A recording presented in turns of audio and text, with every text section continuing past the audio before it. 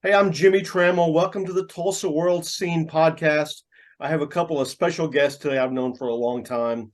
Tommy Cummings with Dallas Morning News, Eric Bailey with the Tulsa World, covers University of Oklahoma sports for us. Thrilled to have these guys back to talk to a show that is near and dear to all of our hearts. That's Reservation Dogs, which is ending September 27th, FX on Hulu.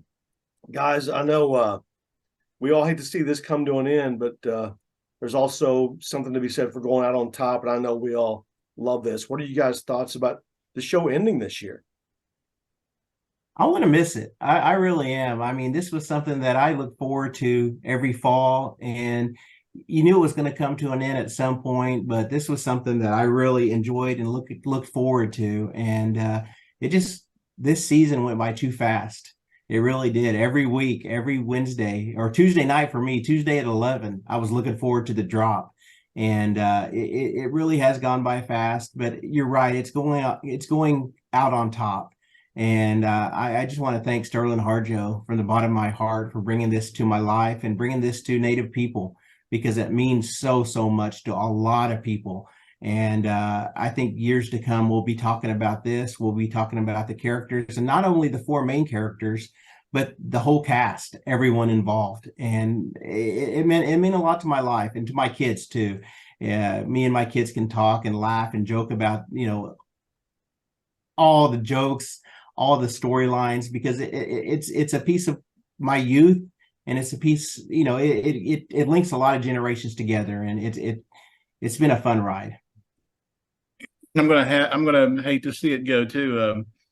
You watch all kinds of streaming series, and nothing really resonates week after week like Reservation Dogs. I mean, every week I find a facet of my life represented, and it's either beautiful or it's tragic. And so you watch it, and you don't want to let your wife see you kind of cry or cringe up, but you the next morning you watch it again so you can cry in private. So it's that kind of show. I grew up in that area, and grew up in eastern Oklahoma, up and down Highway 75, and in McIntosh County. And I thought at one time that I thought I was a reservation dog, but it was actually my friends who were reservation dogs. And then they had I was kind of an anomaly out there, and where I lived, in that we had land, we had you know assets and all that. But my friends, were living day to day and didn't know, had identity problems, and were didn't had problems that I didn't even know about. So it really picks open a lot of scabs, and but they're things you can have a lot of introspective on. I don't think people really understand how important it is for people of all types to see themselves represented in TV and movies, whether you're a native or an Oklahoman who grew up in a small town. You're seeing an authentic representation of yourself on television, really for the first time, because I think we can all see Reservation Dogs and say, I know these people. I agree, Jimmy, and we were laughing before we started recording, Tommy and I especially, because the episode that just dropped, we're recording this on Thursday. The episode that dropped yesterday, the ninth episode of season 3, ended with the family eating pizza and saying "Homebucks J" before they sat and ate. And Homebucks J is Creek for "it's time to eat." And I've grown up around churches, Baptist churches, where everyone laughs. It's Homebucks J, time to eat. And that's a part of it. That's part of growing up. That's what we said to each other when it was time to eat. And it's things like that. When Tommy mentions thinking back to our childhood, it's sayings like that. It says there's so much Creek sayings in this show that it brings me back to my youth. And we see Mado, we hear Mado a lot, don't we, Tommy? We hear the kids saying Mado, which is thank you. And it's just little things like that it's a piece of our childhood. I'm Creek, Seminole, and Cherokee.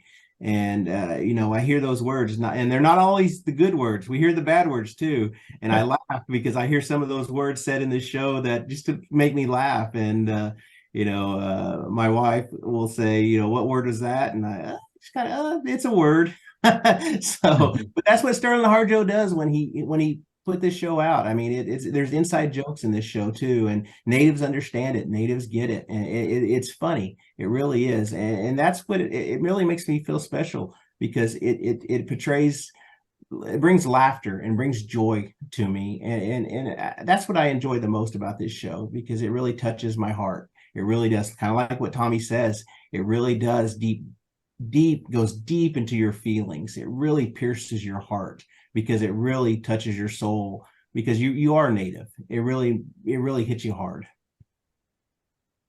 Yeah, I mean, every episode there's something that you can identify with, like the past episode about trying to find your true parent, who your parent was. And I was adopted, so I had parents who were established, older, but in the back of my mind, I kind of wondered, what was my father like? What was my mother like? And so um, her quest to find her father kind of really resonated with me. It's like, when you get to finding him, are you going to be disappointed? Are you going to be happy? And I think that cuts through all kinds of racial barriers, that everybody's looking for something, to be, to complete their life. And so I think that was something that was really good to watch.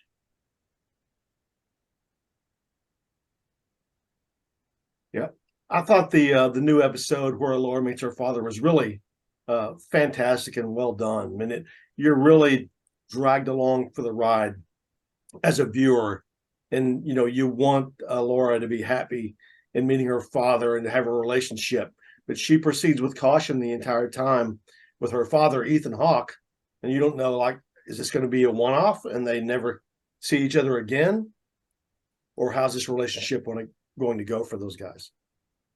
There was a scene that I really enjoyed where the two of them are just walking down a road. And, I'm not a movie guy. I'm not a director. I don't know Hollywood at all. But there was a scene where it's like 2 minutes of them just walking down a road. And you can tell that there's no cuts, there's no breaks in the action, but the acting itself is amazing. Just the two of them interacting, talking about their backgrounds and talking. And it's just them walking down the road. And it's amazing. The acting itself, Ethan Hawke's amazing in that scene, just talking, stammering about what kind of person he was, smoking a marijuana cigarette the whole time. And pretty soon they're passing it back and forth. But just talking about fatherhood and, how tough it was, and the decision about, what happened in adoption and things like that. But just the acting was so powerful. And it's a difficult situation, like Tommy said.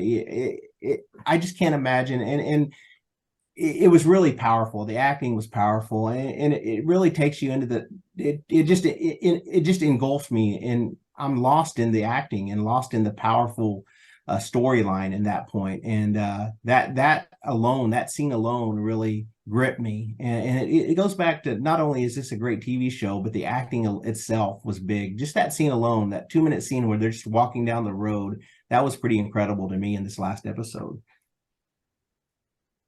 Yeah, the episode with the deer lady, Yeah. that was powerful. Yeah.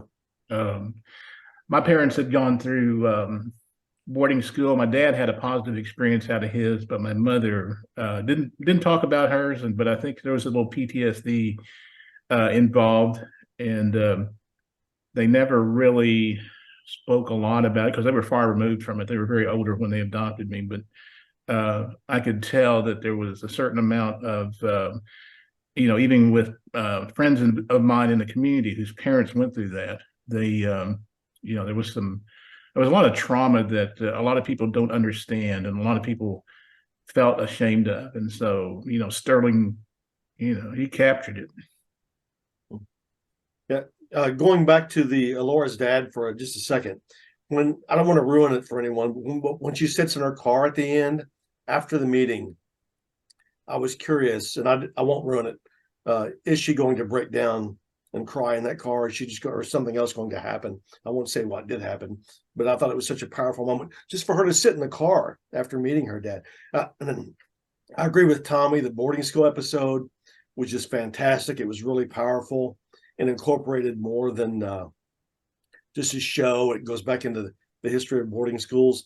But I love Laura's dad episode. I love the Dear Lady episode. I love the camping episode. What have been some of you guys' favorite moments from season 3? Well, going back to the boarding school episode, that took me back because that was filmed at Bacone College, and her first scene, Paloki Hall. That's where I went. That's where my college career started. I stayed at that same dorm. I went to school at Bacone, and when they took the kids into school, that was the same door I walked into every day. Every day, my fall semester as a freshman, it was Bacone College, Paloki Hall, and that's where they went. But that was just emotional. I mean, and kudos to Sterling for giving a history lesson to people who may not have known that aspect. Indian boarding schools, there's so many people that, that's not really taught in history books. I mean, you don't see that aspect. And there were so many our elders lived that. And I didn't really understand it as much. I mean, I knew about it. I mean, I had family that went to Chilocco and other boarding schools, but I didn't know that. And yeah, it just, you can't imagine. I look at my kids today and think, 100 years ago, as a parent, can you imagine your kids getting taken away and sent to schools like that? And it's shocking. And just to get a history lesson that way, and that's the platform Sterling's using. He's using this platform to teach and to educate, and it's sad. It really is. And that's we're entertained by this show, but we're also taught.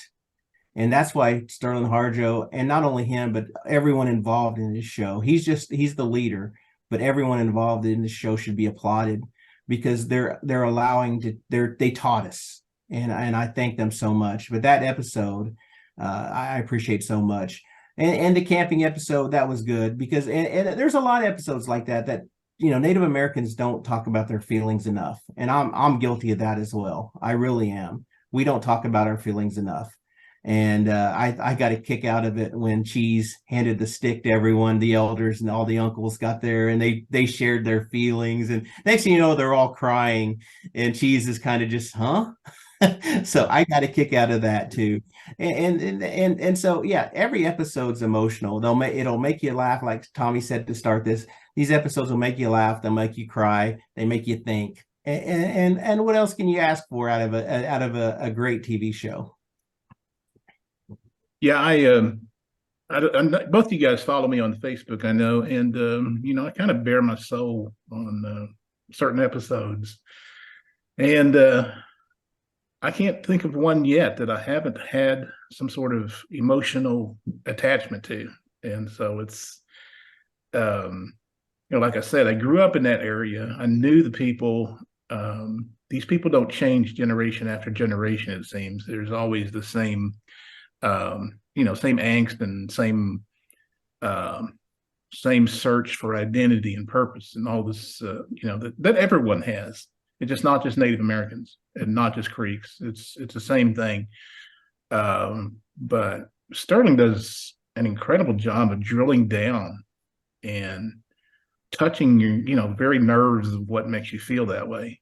So it's one of those shows you're going to miss. I'm sure something else will come along that will, it'll pick up the heartstrings. I watched the Zelensky Method and the Bear, and they're comparable, but I am really, really gonna hate to see Reservation Dogs go away, because like me and Eric, it was in our area. We knew these people.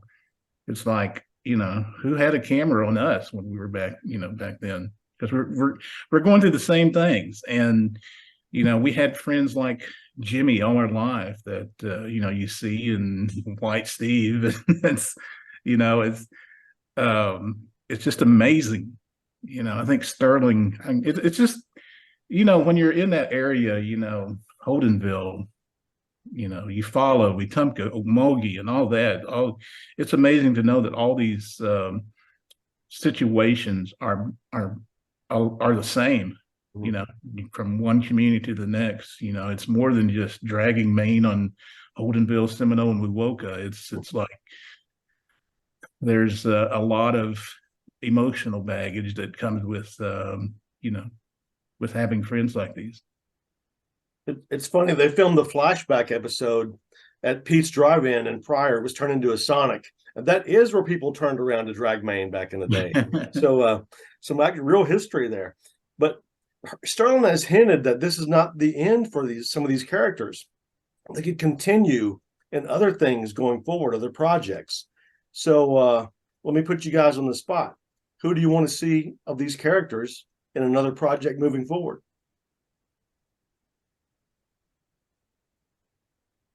Bear. I mean, I think Bear has a lot of room to grow. I think there's a lot to him that we don't know, and there's a lot of struggles that he needs to face. I'd love to see that. I'm sure any of the girls, you want to see what what's next for them, because it seems like everybody is not going to venture out of Okmulgee County. It seems like it's just going to be there. They're going to cope with what their surroundings are, and I'm curious as to how that happens. I mean, Eric and I know people who are about that age and have or have know people who have grown up in those areas, and how they're very they don't venture very far. So, in Eric and I's minds, we know how it plays out. But I would like to see how Sterling defines that to a wider audience. I like Willie Jack. I'm a Willie Jack fan since day one. I've always liked her. I mean, but Cheese would be interesting too, just to see how he evolves. But you're right. Any of these four characters, Alora is a natural. You can see her having her own thing. But you're right. You don't see people venture out. I mean, these four, they belong at home. I mean, that's it. And one of the episodes, Bear's mom, Rita, you saw how much she struggled when she got the job offer to move away from home. And you just saw how much she struggled to think about leaving home. That was tough for her. And that's how tight-knit these communities are. It's hard to leave home. Even me, I grew up in Tulsa's home, and where am I at? I'm at the Tulsa World. I love home. I mean, that's it. And it's hard. So, but no, if you see any of these, I really would like to see Willie Jack. I want to see Willie Jack 20 years from now. What's she going to be like? Is she going to be like one of the aunties? Is she still just like an auntie 20 years from now? That would be interesting to see. Well, I sneaked a peek at the farewell episode this morning, the last episode, and I won't ruin anything for anybody. But to me, one of the things that the messages you'll take away from it, and we knew this already, is that this is not really just a show about four kids. It's a show about an entire community, the aunties, the uncles, everyone else in the town, and how it's important that we're all together. And I think with a lot of the divide in our country nowadays, I think that's a great vibe to be sending out. And that's what this show always meant. I mean, and you know what? We think about it, this show has really brought our Indian people together too. And that it's a show that's brought everyone together, and our native people needed a show like this too, because all tribes, all nations, it's something we all talk about. Our Facebook community, I mean, it's all my friends from distance, we talk about this show. A couple of years ago when the season 2 started, River Spirit had a big gathering for the first 2 episodes, and I saw so many old friends I hadn't seen in so long go to the premiere. People love this show, and again, I say it again, Sterlin Harjo, thank you so much for bringing this show to us, because it really brought us together. It's also almost like a show that's being a little bit more mainstream. It's bringing society, it's bringing a way for those eyes to come and give a taste of what Native life is like to the outside world. They get to see our humor, They get to see our faces. They get to see what wild onions are like. People, I've had friends ask me, "What are wild onions?" Hey, come over and eat them. Come eat fry bread. Come eat softy.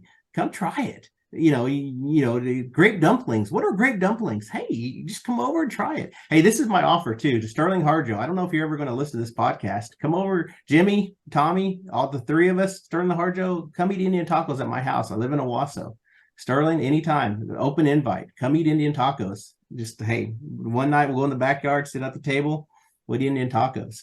So, but no, this is an opportunity for this show has really brought our Indian Native people together. Our Native people have come together because of this show, and I thank him so much. I thank everyone, not just Sterling, but everyone involved in this show. It's more than Sterling; it's everybody involved in the show. It takes a team, and they've done great with this show.